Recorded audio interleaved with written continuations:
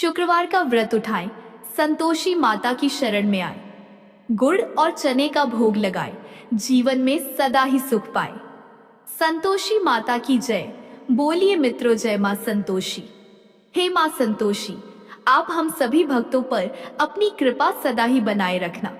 तो चलिए प्रिय माताओं, बहनों, देवियों, संतोषी माता के चरण कमलों का ध्यान करते हुए सुनते हैं शुक्रवार व्रत की बहुत ही सुंदर कथा। प्राचीन समय की बात है, एक गांव में एक बुढ़िया रहा करती थी। उस बुढ़िया के 7 पुत्र थे। 6 कमाने वाले थे और एक पुत्र कमाता नहीं था। उसके 7 बेटों की शादी हो चुकी थी और सबसे छोटे वाले बेटे की शादी एक अति गुणवान और सुशील कन्या के साथ संपन्न हुई थी। बुढ़िया अपने 6 बहुओं बेटों को बहुत प्यार करती थी, लेकिन अपने 7वें पुत्र का विवाह होने के बाद अपनी सबसे छोटी बहू से घर के सारे काम करवाती, पर उसे ठीक से खाना भी नहीं देती थी। यह सब बुढ़िया का 7वां बेटा देखता, पर अपनी माँ से कुछ भी नहीं कह पाता था, जिस कारण उसकी बहू दिन भर काम में लगी रहती थी। वो उपले थापती, रोटी रसोई करती, बर्तन साफ करती, कपड़े धोती और इसी में उसका सारा समय बीत जाता था। बुढ़िया भी अपने 6 बेटों की रसोई बनाती और उन्हें अच्छा भोजन कराती, और पीछे से जो कुछ जूठन बचता सो 7वें बेटे को उठाकर दे देती थी। बुढ़िया का 7वां बेटा बड़ा ही भोला भाला था। वो अपने मन में किसी भी प्रकार का कोई गलत विचार नहीं करता था। एक दिन वो लड़का अपनी बहू से बोला, देखो प्रिय, मेरी माता का मुझ पर कितना प्यार है। यह सुनकर उसकी पत्नी बोली, क्यों नहीं, आपकी माता का आप पर बहुत प्यार है कि सबका बचा हुआ जूठन तुमको खिलाती है। वह बोला, भला ऐसा भी कहीं हो सकता है? मेरी माँ ऐसा कभी नहीं कर सकती। मैं जब तक आंखों से न देखूं, मैं मान ही नहीं सकता। बहू ने कहा, तुम खुद देख लोगे तब तो मानोगे। और ऐसे ही कुछ दिन बाद एक बड़ा त्योहार आया। बुढ़िया के घर में 7 प्रकार के भोजन और चूरमा के लड्डू बनाए गए। बुढ़िया का 7वां बेटा अपनी पत्नी की बात को जांचने के लिए सिर दर्द का बहाना करने लगा और एक पतला कपड़ा सिर पर ओढ़कर रसोई घर के पास ही लेट गया। अब तो लड़का कपड़े में से सब देखता रहा कि आखिर क्या हो रहा है। जब 6 भाई भोजन करने आए तो उसने देखा कि माँ ने उनके लिए सुंदर सुंदर आसन बिछाए बैठी हैं, 7 प्रकार की रसोई परोसी है और हर बेटे को आग्रह करके जिमाती है कि खा ले बेटा। 7वां बेटा कपड़े के पीछे ये सब देख रहा था। 6 भाई भोजन करके उठे, तब बुढ़िया ने उनकी झूठी थालियों में से लड्डुओं के टुकड़ों को उठाया और एक लड्डू बना दिया। जूठन साफ कर बुढ़िया ने 7वें बेटे को पुकारा कि उठो बेटा, 6 भाई भोजन कर गए, अब तू ही बाकी है, उठना, कब खाएगा? यह सब देखकर 7वां बेटा कहने लगा, माँ मुझे भोजन नहीं करना, मैं धन कमाने के लिए परदेश जा रहा हूँ। माँ को बेटे की बात पसंद आ गई कि बेटा परदेश जाएगा तो बहुत सारा धन कमा कर लाएगा। बुढ़िया ने अपने बेटे को जाने की आज्ञा दे दी और कहा कि कल जाता हो तो आज ही जा। वह बोला, हाँ हाँ, आज ही जा रहा हूँ। यह कहकर वह घर से निकल गया। चलते समय उसे अपनी पत्नी की याद आई। वह गौशाला में उपले थाप रही थी। वहीं पर जाकर वो अपनी पत्नी से बोला, हम जावे हैं परदेश को, आगे सो कुछ काल, तुम रहियो संतोष से, धर्म आपनो पाल। वह बोली, जाओ पिया आनंद से, हमरु सोच हटाए, राम भरोसे हम रहें, ईश्वर तुम्हें सहाय। पत्नी बोली, देय निशानी आपनी, देख धरू मैं धीर, सुधी हमरी मति बिसारियो, रखियो मन गंभीर। वो बोला कि मेरे पास तुम्हें देने के लिए तो कुछ भी नहीं है, बस यह एक अंगूठी है, सो ले लो और अपनी कुछ निशानी मुझे भी दे दो। वह बोली, मेरे पास आपको देने के लिए क्या है? इतना कहकर वह पति के चरणों में गिरकर रोने लगी। इससे पति के जूतों पर गोबर से सने हाथों से छाप बन गई। वह घर से चल दिया और कई दिनों तक चलता रहा और चलते चलते वो एक दूर देश में जा पहुंचा। वहां पर एक बड़े साहूकार की दुकान थी। वहां जाकर वो कहने लगा, सेठ जी, मुझे धन की बहुत आवश्यकता है, मुझे आप नौकरी पर रख लो। साहूकार को भी काम के लिए एक व्यक्ति की जरूरत थी, तो वह बोला कि ठीक है, रह जाओ। लड़के ने पूछा कि साहूकार जी, वेतन क्या दोगे? साहूकार ने कहा, तुम्हारा काम देखकर दाम मिलेंगे। और ऐसा कहकर उसको साहूकार के यहाँ नौकरी मिल गई। वह रोज सवेरे 7 बजे से रात तक सेठ के पास नौकरी करने लगा। कुछ ही दिनों में वो लड़का दुकान का सारा लेन देन, हिसाब किताब, ग्राहकों को माल बेचना, सारा काम करने लगा। साहूकार के 7 से 8 नौकर थे। वे सब चक्कर खाने लगे कि यह तो बहुत होशियार बन गया है। सेठ ने भी लड़के का काम देखा और 3 महीने में ही उसे आधे मुनाफे का साझीदार बना लिया। इसी प्रकार से समय बीता और वह लड़का 12 वर्ष में ही नामी सेठ बन गया। अब तो मालिक सारा कारोबार उस पर छोड़कर बाहर चला गया। संतोषी माता व्रत कथा के अनुसार अब बहू पर क्या क्या बीत रही है, सो आप सुनो। बेटे के जाने के बाद सास अपनी बहू को बहुत दुख देने लगी। सास सारी गृहस्थी का काम करवाकर बहू को लकड़ी लेने जंगल में भेज देती। इस बीच घर की रोटियों के आटे से जो भूसी निकलती उसकी रोटी बनाकर रख दी जाती और फूटे नारियल के खोपरे में पानी पीने के लिए दिया जाता। और इस तरह उस दुखियारी के दिन बीत रहे थे। पति के जाने बाद बहू पर सास के अत्याचार धीरे धीरे और ज्यादा बढ़ते चले गए। एक दिन बहू इस सब से दुखी होकर मंदिर चली गई। वहां उसने देखा कि बहुत सी स्त्रियां कोई पूजा कर रही थी। उसने स्त्रियों से उस व्रत के बारे में जानकारी ली तो वे बोली कि हम संतोषी माता का व्रत कर रही हैं। इससे जीवन के सभी प्रकार के कष्टों का नाश होता है और जीवन में सुख समृद्धि आती है। निपुत्र को पुत्र मिलता है, प्रीतम बाहर गया हो तो जल्दी अपने घर को आता है, कुंवारी कन्या को मनपसंद वर मिलता है, सब तरह की सुख शांति प्राप्त होती है और जो कुछ मन में कामना हो वे सब इस संतोषी माता की कृपा से पूरी हो जाती है। उन स्त्रियों ने उसे बताया कि शुक्रवार को नहा धोकर एक लोटे में शुद्ध जल ले, गुड़ चने का प्रसाद बना लेना तथा सच्चे मन से माँ का पूजन करना। हर शुक्रवार को निराहार रह संतोषी माँ की कथा कहना सुनना। इसके बीच व्रत का क्रम टूटे नहीं, सो लगातार इस नियम का पालन करना। साथ में कथा सुनने वाला कोई न मिले तो घी का दीपक जलाकर उसके आगे जल के पात्र को रखकर कथा कहना। जब तक कार्य सिद्ध न हो नियम पालन करना और कार्य सिद्ध हो जाने पर ही व्रत का उद्यापन करना। 3 मास में माता व्रत का फल पूरा करती है। यदि किसी के खोटे ग्रह हो तो भी माता 1 वर्ष में अवश्य कार्य को सिद्ध करती है। इसलिए कार्य सिद्ध होने पर ही उद्यापन करना चाहिए, बीच में नहीं। उद्यापन में 2.5 सेर आटे का खाजा तथा इसी परिमाण से खीर तथा चने का साग तैयार करना। 8 लड़कों को भोजन कराना। जहां तक मिले देवर जेठ भाई बंधु कुटुंब के लड़के लेना, न मिले तो रिश्तेदारों और पड़ोसियों के लड़के बुलाना, उन्हें भोजन कराना, यथाशक्ति दक्षिणा देना और माता का व्रत पूरा करना। इस दिन खटाई भूलकर भी मत खाना और न ही किसी को खाने को देना और दिन में 1 वक्त भोजन करना। उन महिलाओं से व्रत का सारा विधान सुनकर अब तो बहू हर शुक्रवार को पूरी सच्ची श्रद्धा से संतोषी माता का व्रत करने लगी। संतोषी माता की कृपा से कुछ ही दिनों के बाद उसे अपने पति का पत्र मिला, साथ ही पति के भेजे हुए पैसे भी आ गए।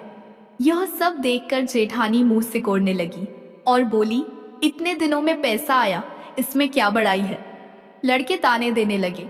काकी के पास अब पत्र आने लगे, रुपया आने लगा। अब तो काकी की खातिर बढ़ेगी, अब तो काकी बुलाने से भी नहीं बोलेगी। बेचारी सरलता से कहती, भैया पत्र आवे, रुपया आवे तो हम सबके लिए अच्छा है। ऐसा कहकर आंखों में आंसू भरकर संतोषी माता के मंदिर में आकर मातेश्वरी के चरणों में गिरकर रोने लगी और बोली कि माँ, मैंने तुमसे पैसा नहीं मांगा, मुझे पैसे से क्या काम है, मुझे तो अपने सुहाग से काम है, मैं तो अपने स्वामी के दर्शन और सेवा मांगती हूँ। तब माता ने प्रसन्न होकर कहा, जा बेटी, तेरा स्वामी बहुत जल्दी तेरे पास आएगा। यह सुनकर वह खुशी से बावली हो गई और घर में जा काम करने लगी। अब संतोषी माँ विचार करने लगी कि इस भोली भाली पुत्री से मैंने कह तो दिया तेरा पति आएगा, पर कहाँ से? वह तो स्वप्न में भी इसे याद नहीं करता, उसे याद दिलाने मुझे जाना पड़ेगा। इस तरह माता बुढ़िया के बेटे के पास स्वप्न में प्रकट होकर कहने लगी, साहूकार के बेटे, सोता है या जागता है? वह बोला, माता सोता भी नहीं हूँ, जागता भी नहीं हूँ, बीच में ही हूँ, कहो क्या आज्ञा है। माँ कहने लगी, तेरा घर बार कुछ है या नहीं। वह बोला, मेरा सब कुछ है माता, माँ बाप भाई बहन बहू, क्या कमी है। माँ बोली, पुत्र, तेरी स्त्री घोर कष्ट उठा रही है, माँ बाप उसे दुख दे रहे हैं, वह तेरे लिए तरस रही है, तू उसकी सुध ले। वह बोला, हाँ माता, यह तो मुझे मालूम है, परंतु मैं जाऊं तो जाऊं कैसे। परदेश की बात है, लेन देन का कोई हिसाब नहीं, कोई जाने का रास्ता नजर नहीं आता, मैं कैसे चला जाऊं। माँ कहने लगी, मेरी बात मान, सवेरे नहा धोकर संतोषी माता का नाम ले और एक घी का दीपक जला।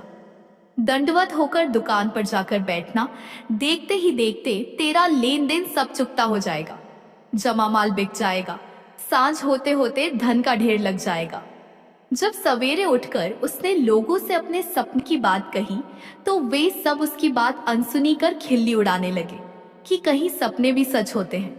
पर एक बूढ़ा बोला, देख भाई, मेरी बात मान, इस प्रकार साथ झूठ करने के बदले देवता ने जैसा कहा है वैसा ही करने में तेरा क्या जाता है।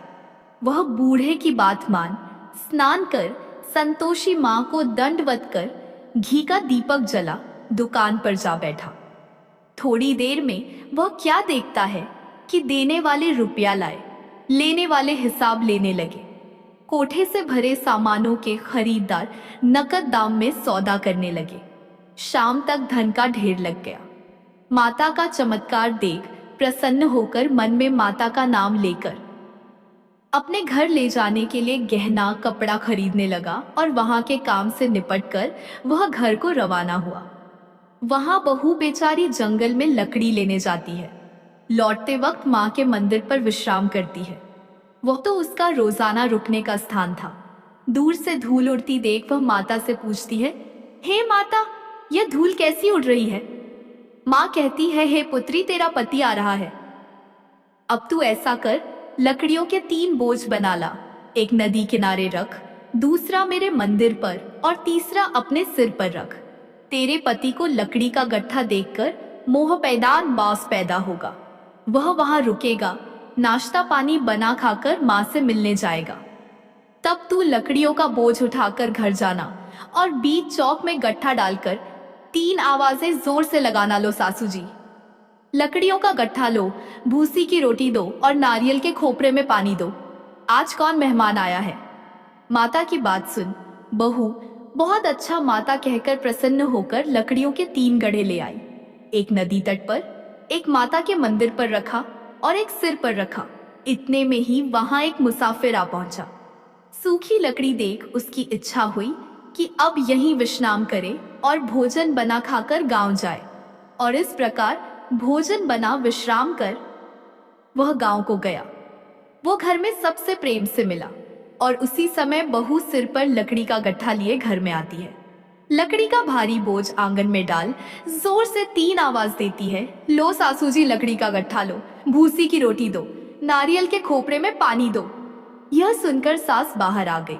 अपने दिए हुए कष्टों को भुलाते हुए कहती है, बहू ऐसा क्यों कहती है, तेरा मालिक तेरा पति आया है।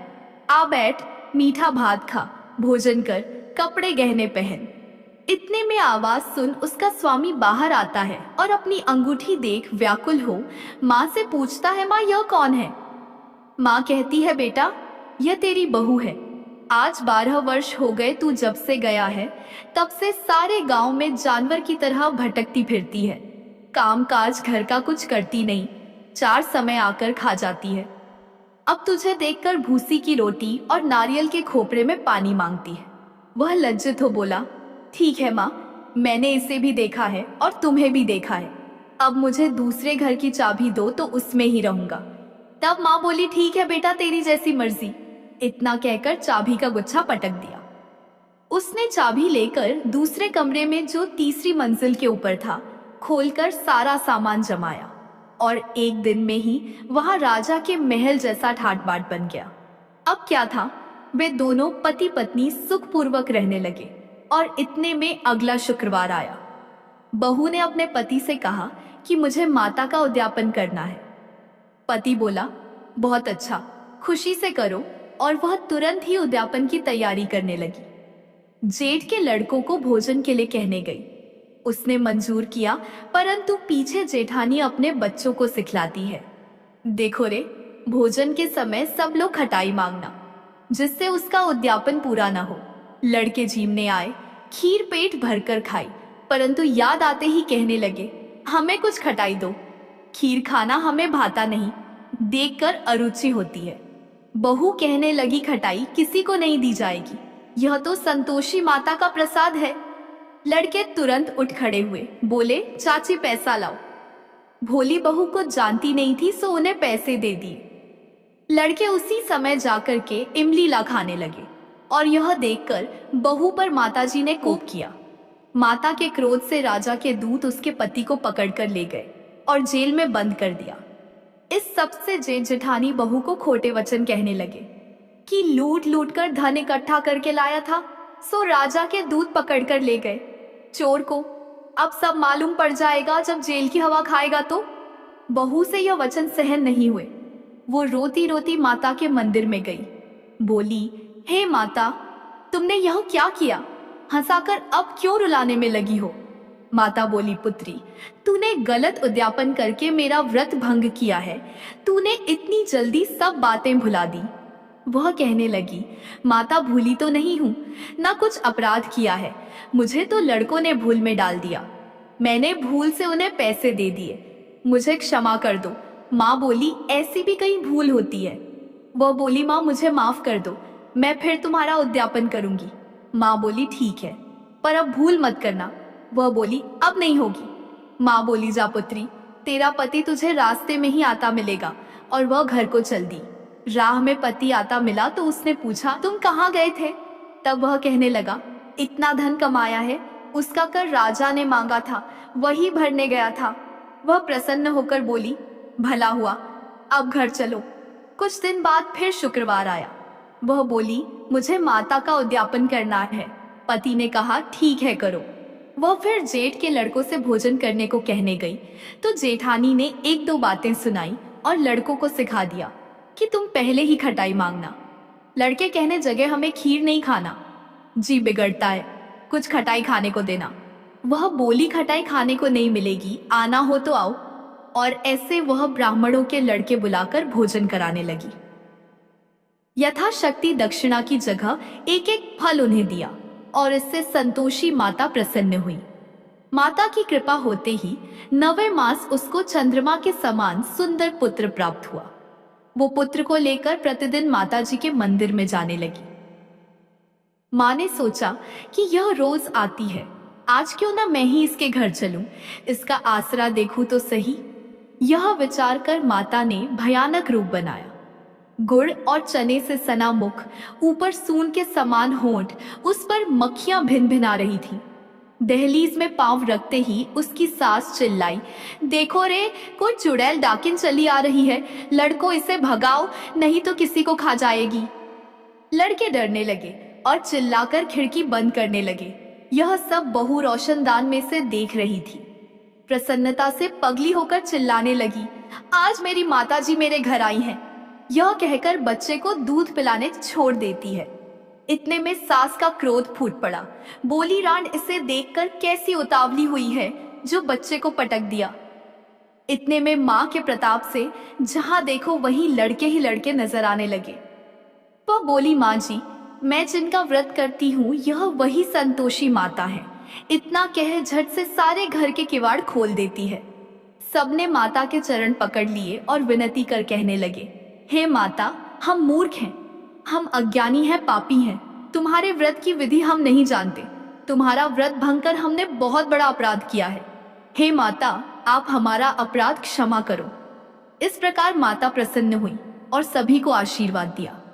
माता, आपने बहू को जैसा फल दिया वैसा सबको देना।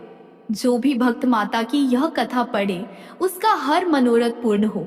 तो बोलिए प्रेम से, संतोषी माता की जय।